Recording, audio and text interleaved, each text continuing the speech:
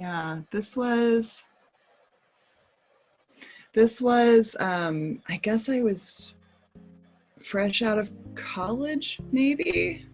Um, I had already made a series of stupid choices that led to my I had already moved to Portland, Oregon, and moved back because I don't know, because I was having whatever drama I was having at the time. And when I came back from Portland, I was sort of washed up and tired. I'd been trying to be a novelist, to be honest. I had been trying to be a novelist, and I just couldn't make it work. And I came back home and was like sleeping on in my parents' spare room and then my friends' sofas, trying to like figure out again what I was going to do. And I re-met this guy that I had always had a crush on my entire college life. He was like, in my heart, the first time I saw this guy, I was like, this is him, this is the one. Spoiler alert, I'm not married to this man.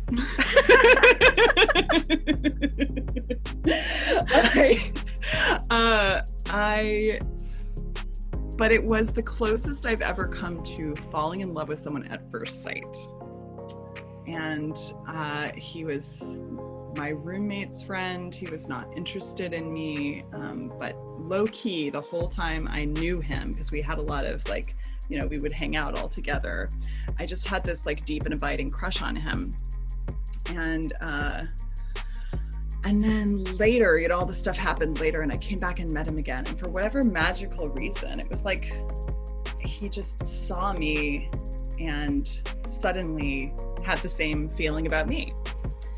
And we had this, what seemed to be a magical whirlwind romance. I know these words sound ridiculous, but again, this is like, it was like taking a drug. I mean, this was like the only time I've had this kind of experience. And I was so determined. Like, I knew this had to be the one, because it was fate. I mean, clearly, right? Like, I knew it, and then it happened.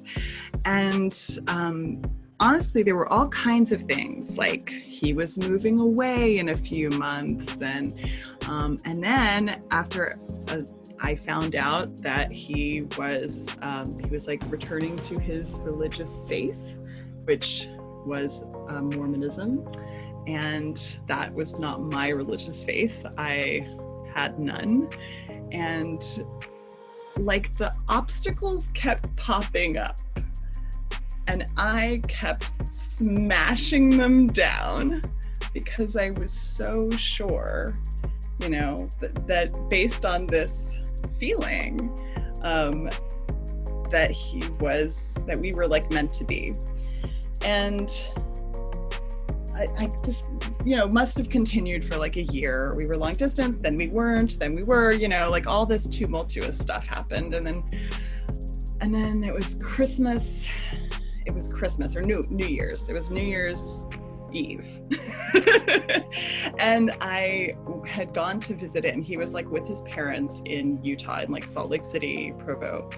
And I was staying with them as like visiting, meeting the family and such.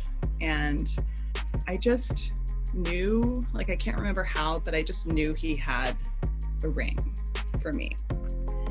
And this was like all I had wanted I actually had bought a wedding dress. I had like, I was really, and we had, at this time, the religion thing was a huge obstacle, and we had cried about it. We had talked about it. We had, I was trying, he was trying, we'd gone through all this stuff, but I just knew that this was it. And he was like taking me for this like romantic evening. I mean, romantic to him evening. We were going to go see the lights, the Salt Lake City downtown, like tabernacle lights, right? Which again, it's like, maybe a sign that we were not super compatible is that this was the height of romantic to him and terrifying and not fun at all to me, right? Just the idea kind of made me like, ugh. And the whole evening we had dinner, and like, it just felt kind of sick at my stomach the whole evening. And I could tell he was like waiting. He didn't know when to do it either. And he was really nervous. And then we got all the way to like the square, you know, like we saw all the lights and stuff. And I just was like, he was like, well, I haven't given you your Christmas present yet. And I said, is it a ring? It's a ring, isn't it? And that was it. That was all I needed to say. And he said, in my memory, it's so crystal clear, actually. He just said, oh, Amy. And we just started crying. And I have to say, I know this is a very dramatic story. It's like one of the most dramatic things that has ever happened to me.